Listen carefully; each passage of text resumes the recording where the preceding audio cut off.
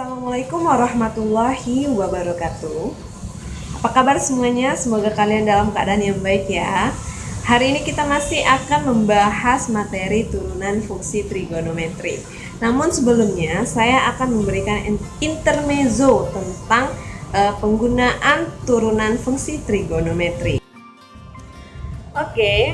Materi turunan fungsi trigonometri yang kita bahas hari ini adalah penggunaannya. Dimana kita tahu teknologi zaman sekarang ini semakin hari semakin canggih.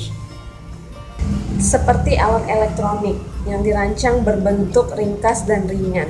Tujuannya adalah alat-alat itu mudah dibawa, ringkas dan simple gitu, serta hemat energi. Sebagai contoh, teknologi LED digunakan pada monitor komputer, smartphone, televisi, dan laptop. Penggunaan teknologi LED membuat benda-benda tersebut terlihat ringan dan ringkas. Pada alat-alat yang menggunakan teknologi LED tersebut dilengkapi dengan adaptor. Benda yang biasanya berbentuk berbentuk kotak dan berfungsi untuk menurunkan tegangan listrik sebelum masuk ke alat elektronik tersebut. Nah, tegangan dan arus listrik berhubungan dengan turunan fungsi trigonometri. Kuat arus maksimum, kuat arus minimum dapat diselidiki menggunakan turunan fungsi trigonometri. Nah, setelah mengetahui bentuk turunan fungsi trigonometri tersebut, kita bisa menentukan titik stasioner. Di kelas 11, Anda telah mempelajari nilai maksimum, nilai minimum, dan kemonotonan fungsi aljabar.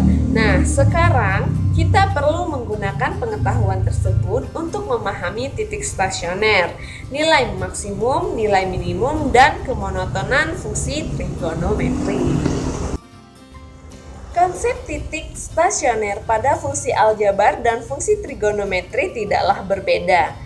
Untuk mengingatnya, lakukan latihan berikut ini. Diketahui fx sama dengan x kuadrat dikurang 6x ditambah 5. Berdasarkan fungsi f, tentukan fungsi f aksen x.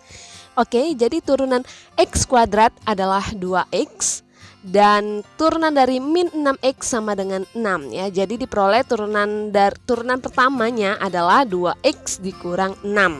Selanjutnya nilai f aksen min 3. Oke, kita ganti, kita substitusikan nilai x itu sama dengan min 3. Jadi 2x dikurang 6 itu menjadi 2 dikali min 3 dikurang 6. Diperoleh nilai min 12. Yang nomor 3, nilai f aksen 0. Kita substitusikan nilai 0 ke x. Jadi 2 dikali 0 dikurang 6 sama dengan min 6. Yang keempat, nilai f aksen 3, yaitu 2 dikali 3 dikurang 6, hasilnya 0. Pertanyaan terakhir, adakah nilai x di atas yang menyebabkan f aksen x-nya sama dengan 0? Jawabannya ada, yaitu x yang bernilai 3 pada f aksen 3. Nah, berarti 3 merupakan titik stasioner.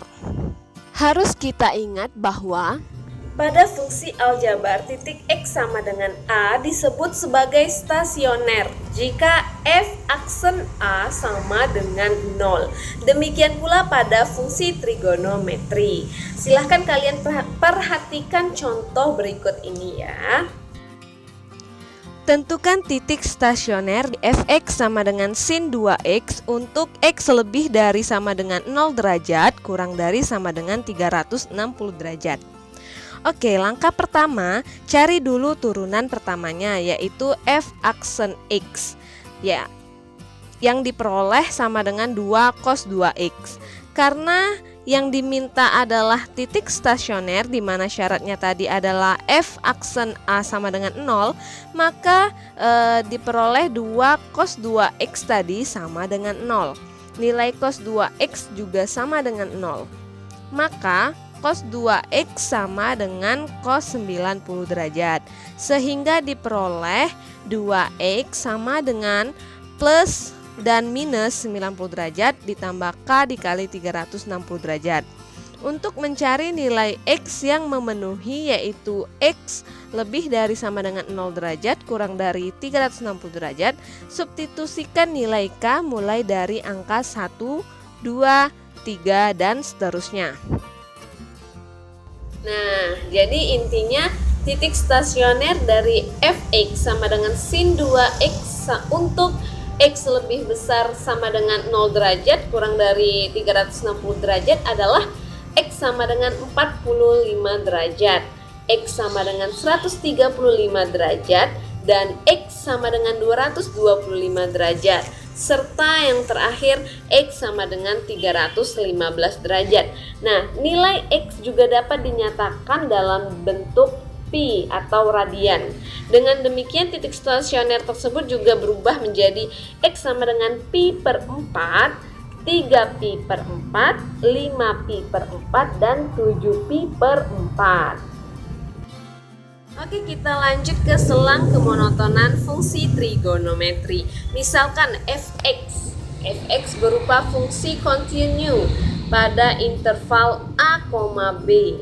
Misalkan pula x1 dan x2 terletak di interval a, b dan memenuhi X1 lebih dari A kurang dari X2, di mana X2-nya kurang dari B.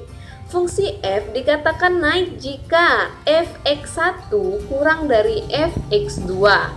Nah, sebaliknya fungsi f dikatakan turun jika fx1-nya lebih dari fx2-nya.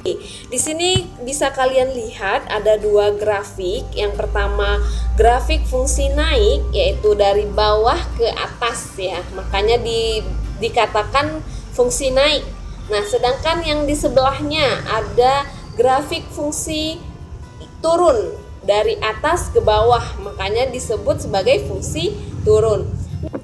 Di interval A, B. Syarat-syaratnya yaitu yang pertama, jika f aksen X itu lebih dari 0, fungsi f dikatakan naik. Nah, lalu jika f aksen X-nya kurang dari 0, fungsi f itu dikatakan turun. Selanjutnya, jika f aksen X-nya sama dengan 0, maka dikatakan fungsi f tidak naik dan tidak juga turun pada titik stasioner fungsi naik dan fungsi turun. Jika fungsi f naik atau turun pada interval a, b, dikatakan fungsi f monoton pada interval a, b. Oke, sampai di sini dulu pembelajaran hari ini. Nilai maksimum dan nilai minimum akan kita pelajari di pertemuan selanjutnya. Assalamualaikum warahmatullahi wabarakatuh.